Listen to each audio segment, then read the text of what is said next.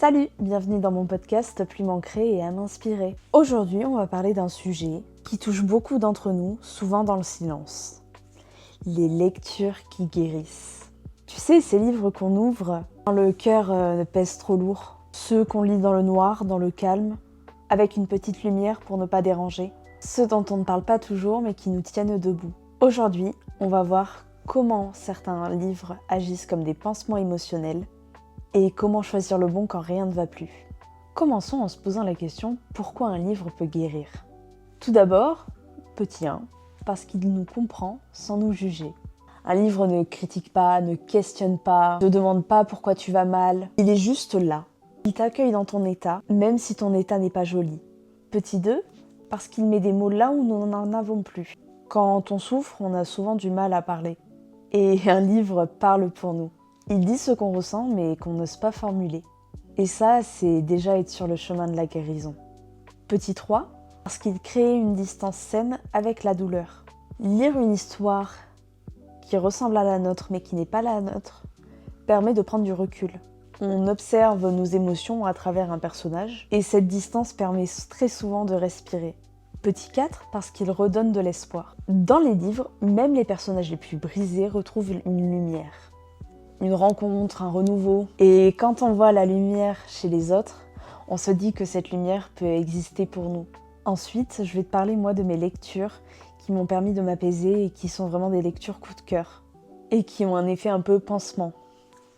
Quand je suis vraiment triste, très profondément, je lis Le Petit Prince. C'est pas un livre pour les enfants, c'est un livre avec une belle leçon de vie, plutôt tourné pour les adultes, car il a un sens très philosophique. Il parle de perte, de solitude, de tendresse. C'est un livre qui dit on peut être fragile et précieux en même temps.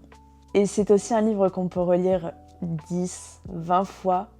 Il ne racontera jamais la même chose, parce qu'il racontera toujours ce dont toi tu as besoin. Le deuxième livre que je vais te recommander, il aide contre l'anxiété, ça s'appelle Lettre à un jeune poète de Rilke.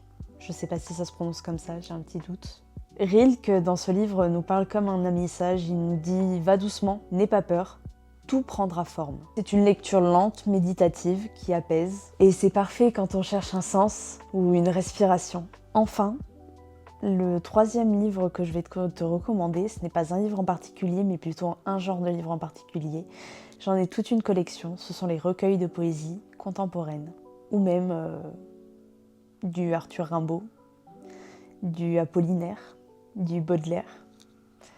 De la lecture plus ou moins classique en poésie, ça aide toujours à remonter le moral. Car la poésie agit différemment, elle va droit au cœur. Elle ne raconte pas, elle ressent, elle te fait ressentir des émotions et elle te permet aussi de mettre des mots sur tes émotions. Elle te tient la main et elle te dit « je sais, moi aussi ». Si tu en as besoin, je peux te recommander mes recueils, Les murmures de mon cœur et La rupture du tendon, ainsi que le prochain, qui je ne sais pas s'il sortira avant cette vidéo, Ceux qui tombent sans mourir. Ils te permettront sûrement de guérir de tes blessures car ils témoignent de mes propres blessures intérieures et de ce que ça fait de grandir en tant que femme dans une société patriarcale, ainsi que la douleur de la rupture amoureuse, de d'autres sujets sensibles. Et puis j'espère que ça te plaira, sinon je peux t'en recommander plein d'autres. Si tu en as besoin, n'hésite pas à me le mettre en commentaire et je te recommanderai un recueil en particulier en fonction de ce dont tu as besoin. Troisième partie de cette vidéo, ça va être comment choisir une lecture qui guérit. Tout d'abord, il faut écouter ton besoin réel. Est-ce que tu es triste, anxieux, énervé, perdu, fatigué, blessé? Chaque émotion appelle un livre différent. Surtout, ne pas choisir un livre trop compliqué. Tu n'as pas besoin de te prendre la tête. Tu es là pour vider ta tête. On a besoin de douceur, comme une petite plume sur ta main. Parfois aussi, ce qui est intéressant à faire, c'est de laisser guider en librairie. Tu flânes dans la librairie à la recherche de la perle rare et en fait, elle va venir à toi.